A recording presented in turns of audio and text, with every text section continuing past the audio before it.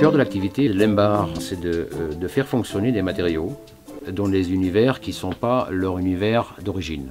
C'est-à-dire que je vais prendre un matériau qui vient par exemple de la lingerie, je vais y apporter un savoir-faire qui vient essentiellement de l'automobile, un deuxième qui peut venir, pourquoi pas, du bâtiment.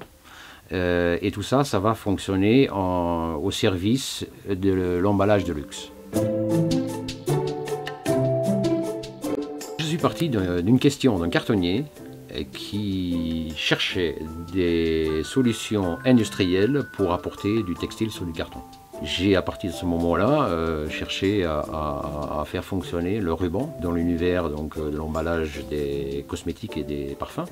Je me suis rendu donc à la matériothèque, ici à la Cité du Design, pour plonger dans les bacs de matériaux souples, de textiles. Et j'en ai sorti, entre autres, une matière constituée de silicone, ce qui correspond à un savoir-faire tout à fait particulier de la société Chenet.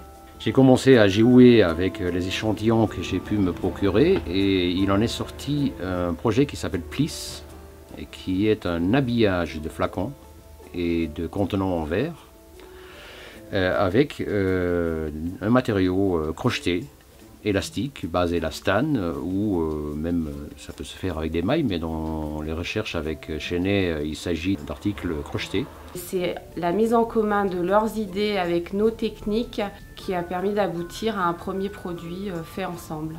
Chez nous, il y a eu le développement de l'article en quelques jours, parce que c'est des marchés où il faut aller très vite. Ensuite, on a coupé et soudé les bandes pour pouvoir faire un fourreau qui se glisse autour de la bouteille de parfum. Donc nous sommes en contact avec la Cité du Design depuis toujours. Et donc l'idée de mettre des matériaux dans leur matériothèque est venue naturellement. Donc les premiers produits qu'on a mis, c'était des tissus orthopédiques, parce que ce sont des produits techniques. Et puis il y a 2 ans est venue l'idée de mettre donc des produits en silicone, et notamment des grilles de silicone comme ça, sans support. C'est très pertinent parce que là, en l'occurrence, c'est les marchés qui viennent à nous en envoyant nos produits à la matériothèque. Dans ces cas de figure, la matériothèque a fonctionné comme un intermédiaire. Finalement, elle m'a donné une fenêtre sur un savoir-faire existant. C'est un peu un garde-fou pour ne pas être mono-matière ou mono-savoir-faire.